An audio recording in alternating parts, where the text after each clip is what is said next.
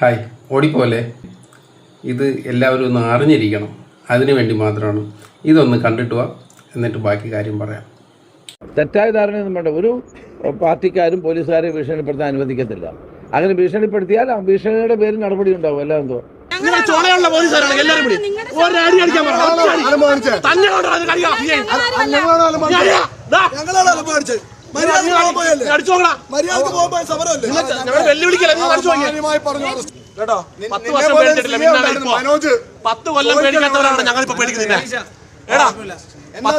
ഈ ടൗണില് പിണറായി വിജയനെ തടഞ്ഞിട്ട ആൾക്കാരെ ഞങ്ങളെ പിന്നെ പേടി.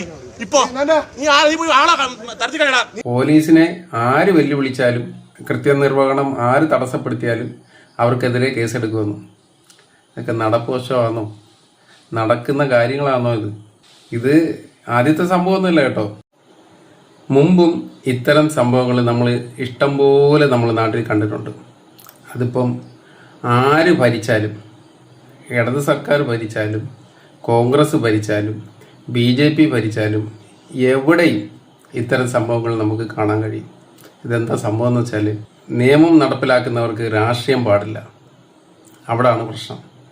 അതിപ്പം പോലീസ് ഉദ്യോഗസ്ഥന്മാരായിക്കോട്ടെ, ജഡ്ജിമാരായിക്കോട്ടെ, ആരായാലും ശരി, നിയമം നടപ്പിലാക്കുന്നവർക്ക് രാഷ്ട്രീയം ഉണ്ടായിപ്പോയാൽ ഇതായിരിക്കും അവസ്ഥ. ഞാൻ പറയാൻ വന്ന വിഷയം, എന്തിനും പോകുന്ന രാഷ്ട്രീയം കൊണ്ട് നടക്കുന്ന പോലീസ് ഉദ്യോഗസ്ഥന്മാരെ ഇതുപോലെ തന്നെ എന്തിനും പോകുന്ന രാഷ്ട്രീയക്കാർ അവരെ നേരിടും. സാധാരണ ജനങ്ങൾ എന്ത് ചെയ്യും? അതാണ് എൻ്റെ ചോദ്യം.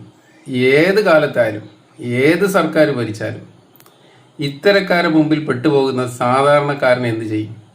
യാതൊരു നിവൃത്തിയില്ലാതെ നിസ്സഹായരായിട്ടുള്ള സാധാരണക്കാർ കൊണ്ടുപോയി ഇടിച്ചും തൊഴിച്ചും കൊല്ലുന്ന എത്ര പേരെയാണ്? നിരപരാധികളായിട്ടുള്ളവരെ കാലാകാലങ്ങളായിട്ട് നമ്മൾ കണ്ടുകൊണ്ടിരിക്കും. കാശും അധികാരവും ധാർഷ്ട്യവും ഇതൊക്കെ ഉണ്ടെങ്കിൽ അവരുടെ മുമ്പിൽ മറ്റുള്ളവർ മുട്ടുമടക്കും. സാധാരണക്കാരന് ഒരു നിവൃത്തിയില്ല.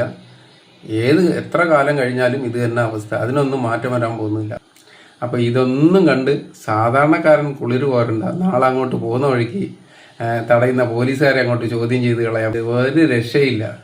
കിട്ടുന്ന അടിയും ഇടിയും തൊഴിയും തന്നെ മിച്ചം. ഇതൊക്കെ കണ്ടും കണ്ട് ജീവിച്ചാൽ അവനവന് കൊള്ളാം.